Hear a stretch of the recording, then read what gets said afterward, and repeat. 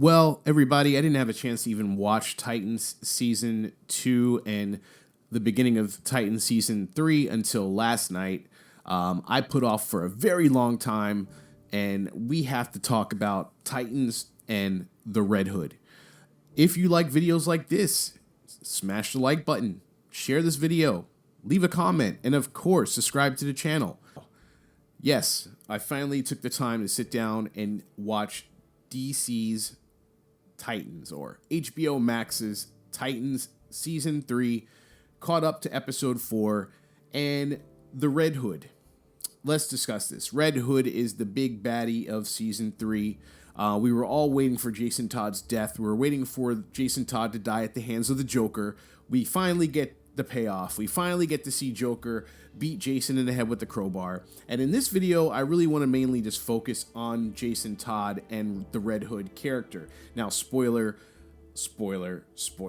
of course, since I already gave one away. If you have not watched Titans Season 3, Episodes 1, 2, 3, and 4, definitely hit pause now on this before I ruin it for you. Let's go forward. Let's talk about Jason Todd and Red Hood. Now, in the beginning of the Season 3, the very first episode, of course, Jason Todd amped up, ready to go fight the Joker. This is so similar to the DC Comics version where Batman basically warns Jason to stay away from the Joker. He cannot handle fighting the Joker alone. And of course, in comic book fashion, we see Jason go off on his own and he tries to approach Joker, and Joker beats him in the head with the crowbar and ultimately kills him. This was a little bit different ending where we've seen in the comics and also in the DC animated movies like Under the Red Hood, where we know Jason was in a warehouse, he got his head beaten in with the crowbar, and then he died in an explosion.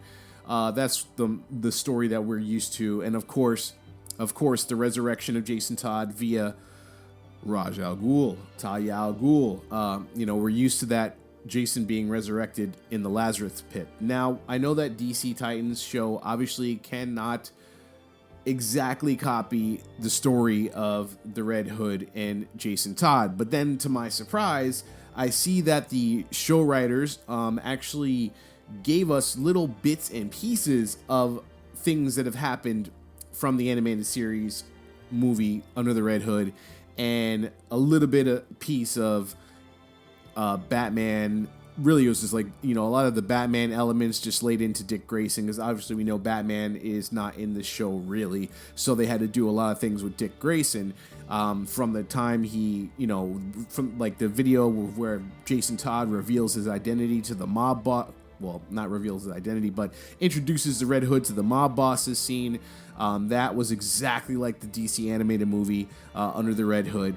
Even the reveal of Jason Todd to Dick Grayson, that was similar to, again, Jason Todd revealing to Batman who he is. Even to the part where Dick Grayson is digging up the coffin in the grave of Jason Todd, where he finds that the coffin is empty, also similar to Under the Red Hood. So the writers definitely took a lot of things from Under the Red Hood and the story of the resurrection of Jason Todd, or you could say the comeback of Jason Todd back to life, the appearance of the Red Hood.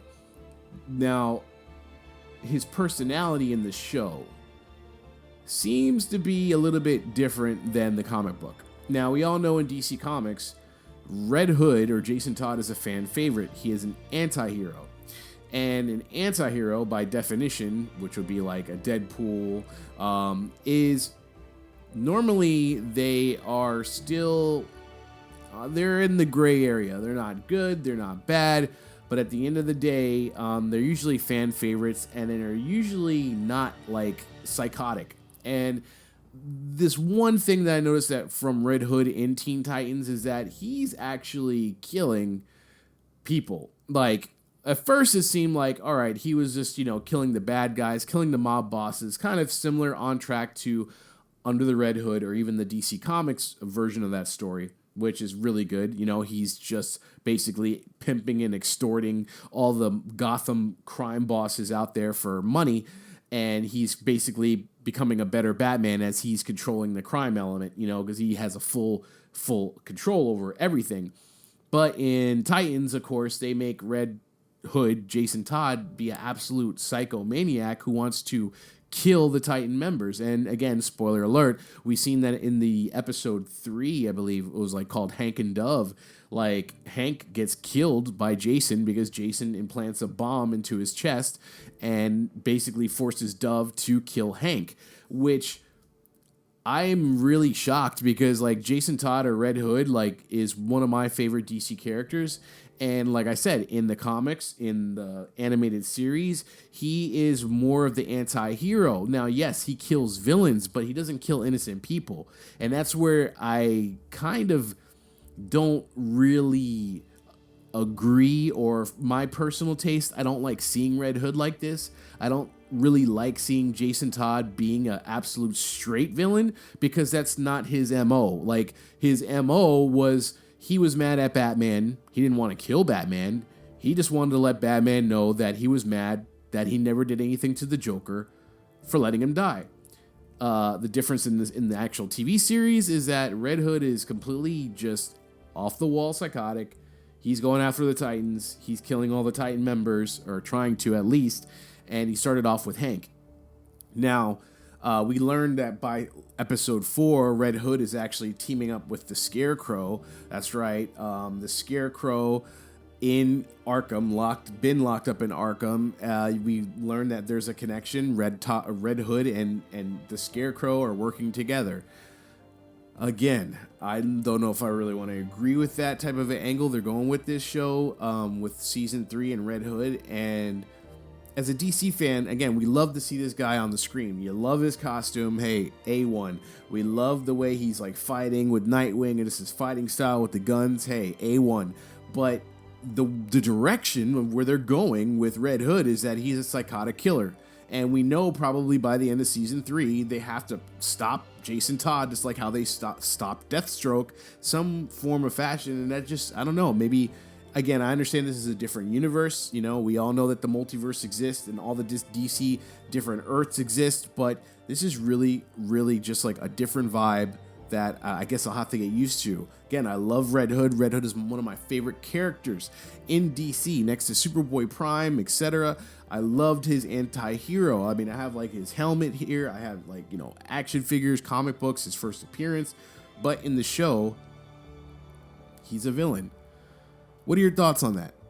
What are your thoughts on the Red Hood character in Titans Season 3? Do you think he should be an anti-hero? Do you think they went too far by having Jason and Red Hood actually kill members of the Titans? Can he be redeemed at this point also? Is he redeemable? Can he come back from this? Once you kill a member of the Titans, what are they going to do? Because again, Red Hood in the comic books is a hero, technically. Anti-hero / hero. They come to him. They use him in a lot of things. When Nightwing needs help, when the Bat family needs help, Red Hood shows up and he'll help the family. So this is really odd and different. But what are your thoughts? Leave a comment on the video. Let me know what you think of Titans Season 3 up to this point and the character Red Hood. Because do you like it? Do you like seeing him as a psychotic villain? Or do you think that he's better off being the anti-hero and it should have been more of a tease game, just like how they did in Under the Red Hood, a little tease back and forth game of Red Hood between him and Batman until his reveal, and him just explaining that he wanted to kill the Joker, and he always thought that Batman should have, but he did not kill innocent people. He killed a bunch of villains, no innocence. What are your thoughts? I'm Max Prime. I'm out. Again, subscribe, share, like. Hooah!